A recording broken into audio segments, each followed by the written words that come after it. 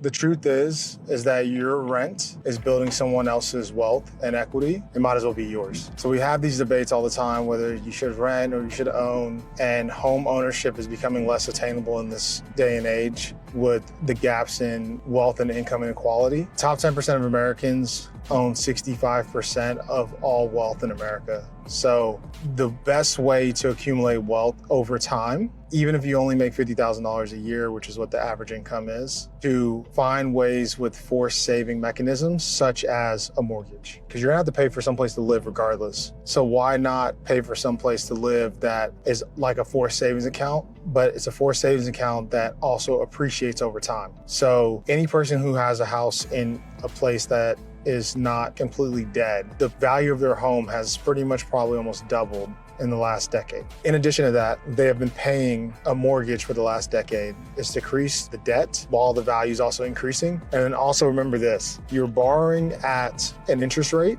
that never changes for 30 years. And the value of the dollar when you borrowed is worth a lot less today than it was when you borrowed it. The value of the dollar is less, the value of your debt is less. You also basically have a forced savings account, and then you also have the appreciation of the home. So I always recommend, hey, I have $10,000. What should I do with it?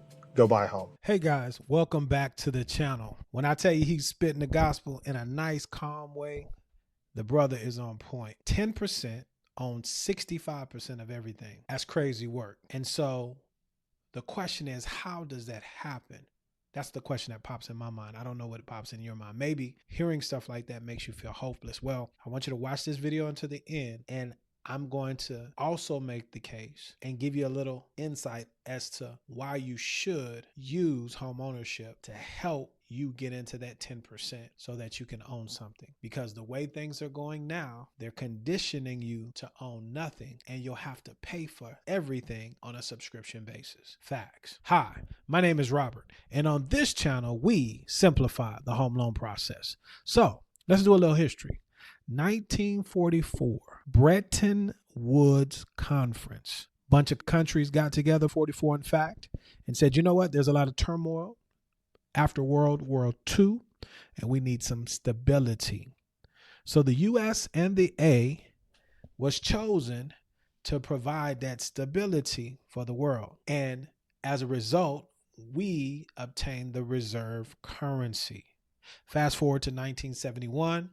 That project didn't really work out because all of these countries pegged their currency to the US dollar. They're doing business, they're transacting big transactions in dollars that we supposed to have the gold to back those dollars. And then somebody in President Nixon, Richard Nixon's cabinet said, you know what, this ain't gonna work. If everybody comes a calling, we don't have the gold to back up the promises, the notes, the dollars, the debt notes.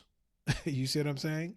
And so they got off of the gold standard, and not so long after, a couple, 2-3 years after, fiat currency began to be the order of the day. He that has the gold makes the rules. When you understand that and the role that the central banks play in managing the money and being able to print fiat currency out of thin air, then everything that the gentleman was talking about makes sense. And all more the reason for you to buy a home. Make it plain for me. Well, here's the deal. When you can leverage, you could take 5, 3,000, 5,000, 10,000 in his example, and use that to secure a home for a 30-year period of time, you're able to do so because of the history that I just laid out, because we're the reserve currency. Other countries are not able to do that. They have some sort of an adjustable rate where they have to refinance these mortgages 2 to 5 to maybe 7 years at the longest. That is a benefit that you have of the reserve currency. There's downsides as well, but we're talking ownership. Number 2, the forced savings account aspect. I think I'm a real disciplined person, but you know what? I'm a product of where I come from. So are you. A lot of us in my community don't trust equities and things that you can't see, because that's a part of the game as well. That's another asset that has benefited from the printing of fiat currency, aka inflation. But I've had to train myself over the years to do that. But you know what? I've always been a homeowner. Shout out to my mom and those that came before her that planted that seed.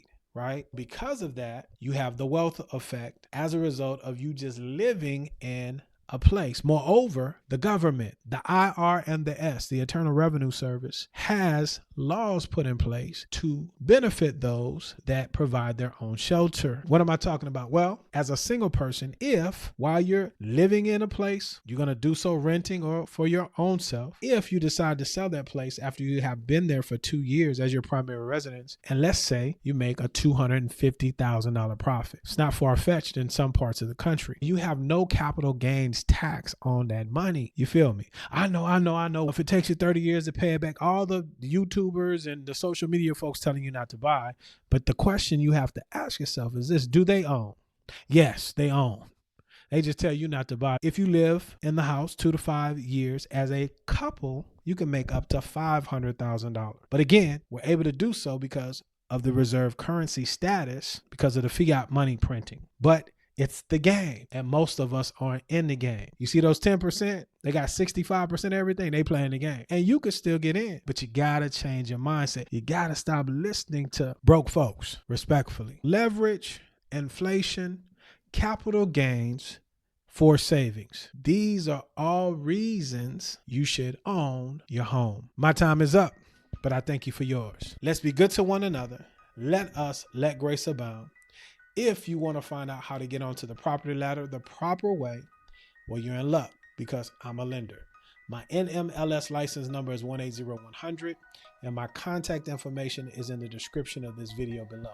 I would love to have a conversation with you. For the rest of you guys, watch these next 2 videos. If you're wanting to own a home one day, it'll help you in your journey. And until the next time, indeed, y'all stay blessed.